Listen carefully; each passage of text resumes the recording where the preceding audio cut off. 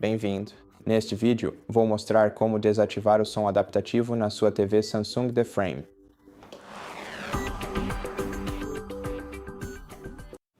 Para fazer isso, você precisa abrir a barra lateral e navegar até o menu Configurações.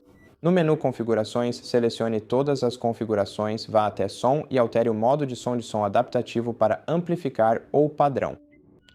Também recomendo ir em Configurações Avançadas e ajustar o volume do pedido.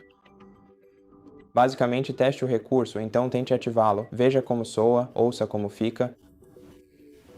E então o que resta é tente desativá-lo ou tente ativá-lo novamente e veja o que soa melhor para você. E é isso para este vídeo. Obrigado. Obrigado por assistir e, se gostou, por favor, considere se inscrever no nosso canal. Deixe um like e um comentário abaixo. E te vejo no próximo vídeo.